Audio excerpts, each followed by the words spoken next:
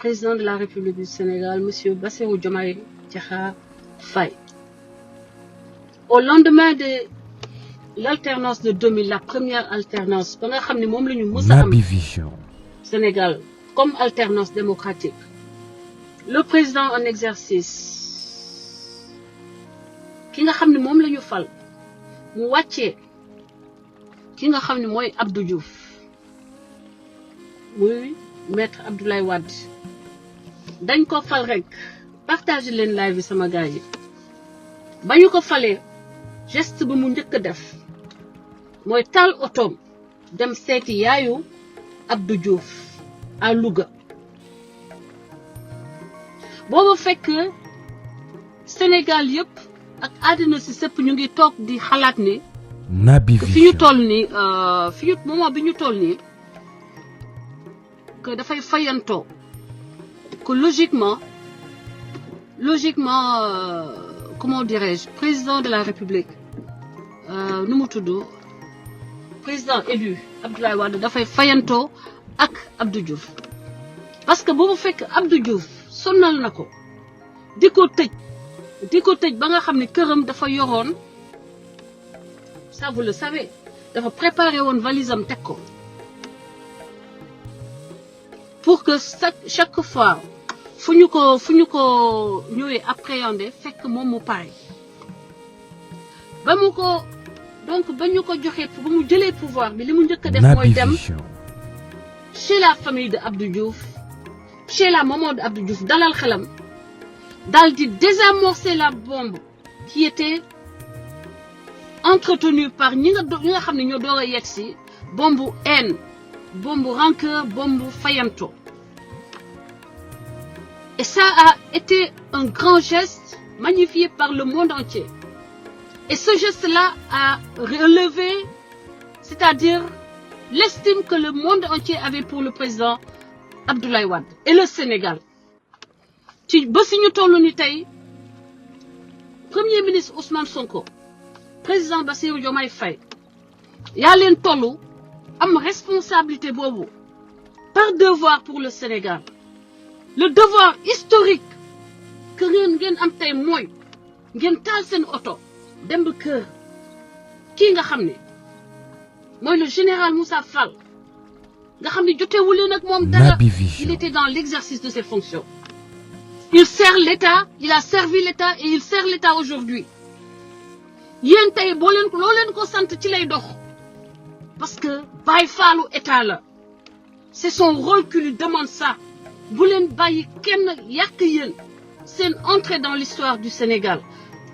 Ousmane Sonko bul doon kii bind son nom dans l'histoire du Sénégal par des comportements yoo xam ne une fois arrivé au pouvoir des comportements qui ne répondent pas à nos us et coutumes. Ton devoir en tant que Sénégalais, en tant que meneur d'hommes, en tant que leader tey et de t'engouffrer dans la voie tracée par Senghor, tracée par Abdoulaye Wade, tracée par Mamadou Dia. yow yaay war a dem seeti général Moussa Fall waxuma la nga seeti ko ci bureau mais nga seeti ko dans sa famille là où il vit avec ses enfants, ses épouses wala son épouse nga toog ak moom nga jëmmal ces traditions bien sénégalaises de chez nous nga indi jàmm Sénégal nga tëj gémmiñu ñi nga xam ne dans votre camp sont en train de rumbandaat ak di attiser la haine di attiser yenn esprit yi loolu boo ko defee da ngay gën a yëkkati sa bopp gën a yëkkati Sénégal maa ngi la koy ñaan en tant que sénégalaise éprise de paix et amoureuse du Sénégal fière du Sénégal. Naby Vision. may leen ma baal leen ma ak Satan moo nekk suñu biir da ngay wax jàmm sax ñu ñëw di la indil ay waxu dof mooy jaxate demal wax ak waa Mali man waa Sénégal lay waxal dégg nga demal waxtaan ak waa Mali yow bokkoo ci ñi may waxal dellul Mali dem wax ak ñoom.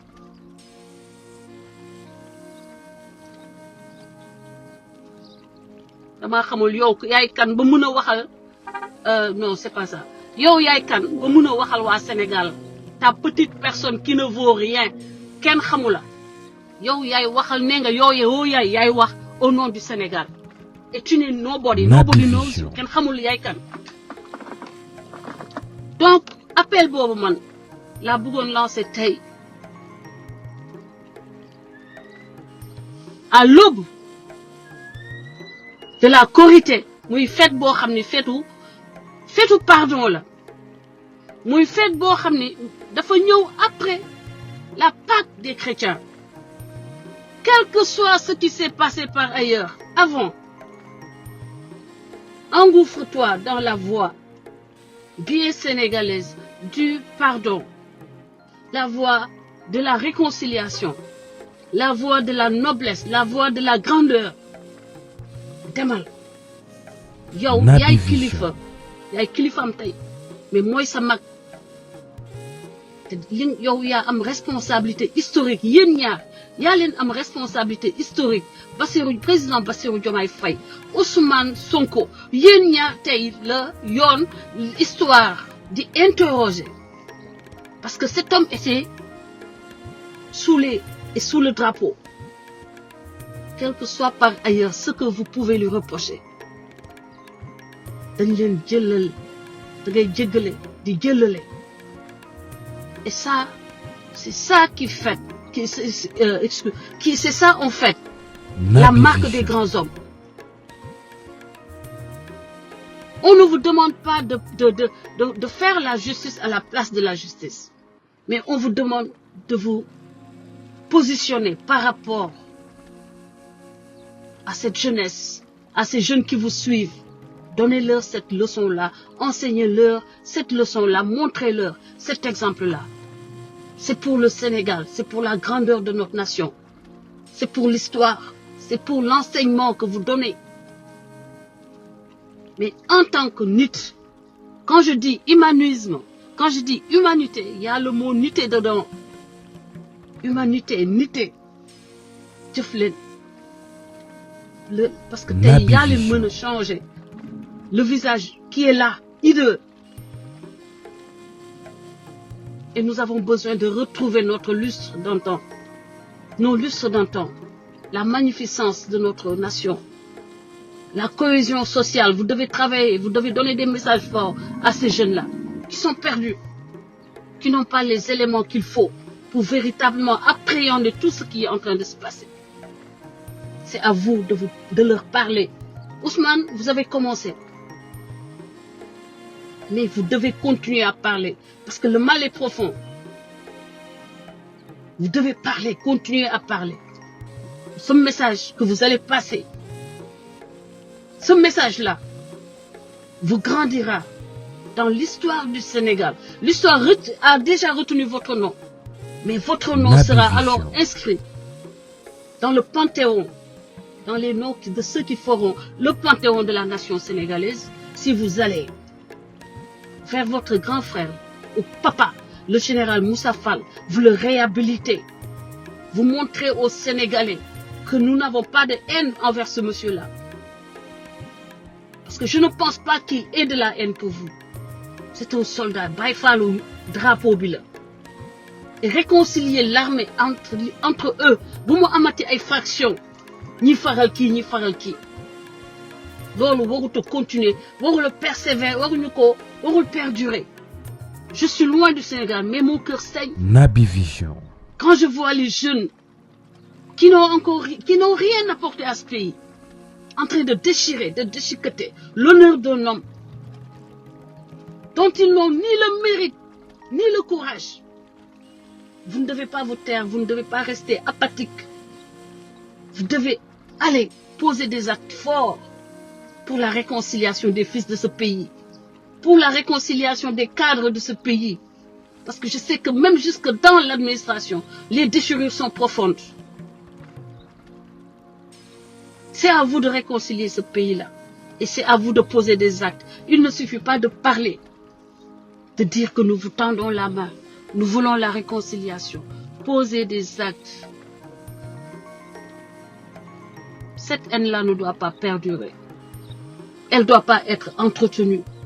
elle ne doit pas être laissée, c'est-à-dire en se disant que le temps va guérir les plaies. Oui, mais des actes forts vont guérir les plaies. Et nous en avons besoin, et vous le savez. maa ngi leen di jégalu yéen ñëpp di leen baalu ak di jégal ñëpp Pâques bi j'ai pas eu le temps de venir maa ngi leen di baalu ak di baalu askan wi di baalu ñëpp di ñaan ñëpp ngeen baal ma di wax ni Ousmane Sonko Bassirou Diomaye Faye allez marcher sur les voies de la paix. Pape Jean-Paul II Ali Aksa da ko dóor bal boo xam ni à quelques millimètres mortel, c'était mortel. Et les séquelles de cette balle-là l'ont suivi jusqu'à sa mort. Mais da ko fekk dans sa cellule bal ko.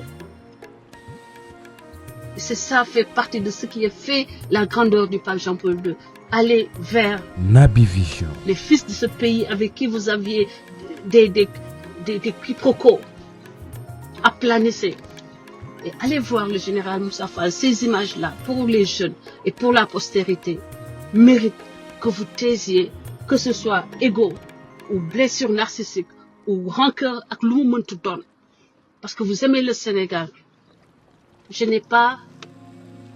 le dis pas pour moi. bu dee da ngeen ma jàppal dara bu leen ma baal dara man ku ma jàppal dara bu ma baal dara.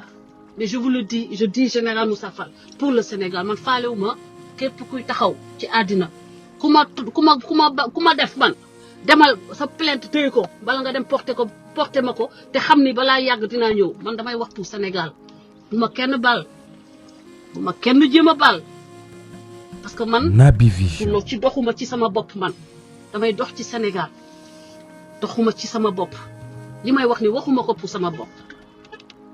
maa ngi leen di gërëm di leen sant di wax ni encore une fois je serai la femme la sénégalaise la citoyenne du monde la plus heureuse le jour où je verrai Ousmane Sonko et le général Moussa Fall ensemble parce que j'ai déjà vu le président Bassirou Diomaye Faye et le général Moussa Fall ensemble te tooj bi ma ko toojal ci xol la ko jóge pour won ko ni lii maa ay always dama la ko amel parce que yow yi ay sama kilifa.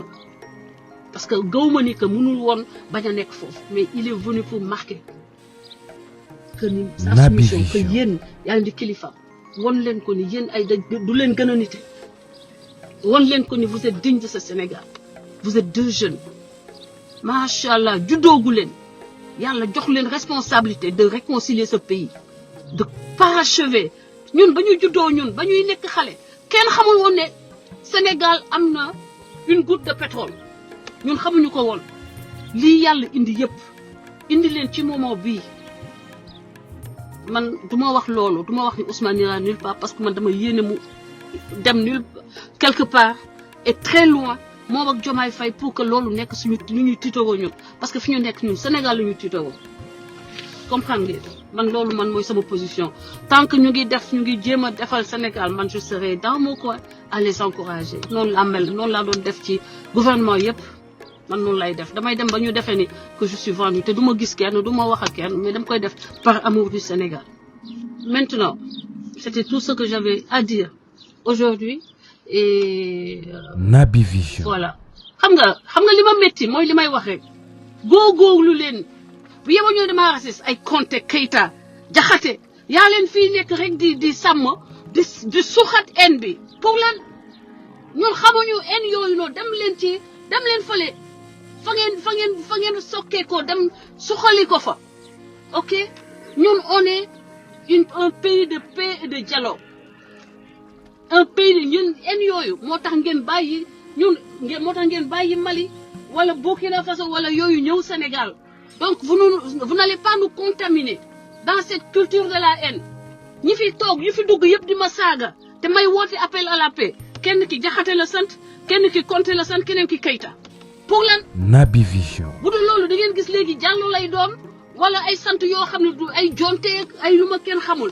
mais arrêtez de nous amener à la haine xamuñu ko on ne veut pas de ça on ne veut pas de haine yow ñëpp jàpp ne ñun dañoo ñàkk fayda waaye ñun baax leen bàyyi suñu ñàkk fayda au moins ça fait que amuñu coup d'état amuñu rayante suñu biir amuñu lakkalante daggante bopp entre ay ethnie wala ay religion. Laissez-nous comme ça avec notre notre ñàkk fayda ñu continuer di waxtaan suñu réew ba lépp di dox man loolu laa bëggoon a wax tey maa ngi leen di gërëm di leen sant. Excellente soirée et bon dogu à ceux qui ne sont pas encore à ce niveau-là wala ñi nga xam ne rêvaguñu. Bon appétit, yalla continuer sàmm Sénégal. Moi j'appelle à la paix comme d'habitude, j'appelle à l'amour comme d'habitude jusqu'à ce que nag ma sës sama doo ci miiru wis bi bu boobaa ma wëlbatu nekk gaynde maa leen dàq xeex yéen ñëpp gën leen naan kaani yëpp yéen ñëpp quand il le faut. Naby Vision. Mais dama xam kañ la ñuy tarbiyu Sénégal kañ la ñuy servir Sénégal ak kañ la ñu war a xeex pour Sénégal instant bi man lu jàmm rek laa bëgg ak seen ndam. Ok te wootewuma waxuma lii pour kenn wooma wala kenn jox ma poste lijjantiwuma loolu man poste ministère laa bàyyi génn Sénégal wutuma loolu pour muy clair bëgg Sénégal moo tax ma bëgg ngeen am ndam moo tax ma bëgg yëf yi dox moo tax ma bëgg jàmm am parce que boo leen nekkee ci jàmm ñun ñu nekk ci jàmm ñun manqué wuñu dara tubaab fakal damaa sonn wax ci Sénégal nattu yàlla la maa ngi leen di gërëm di leen sant bonne soirée te bu leen fàtte cultiver l'amour et la haine daf leen di ubbil ay buntu. Naby Vision. jaajëf.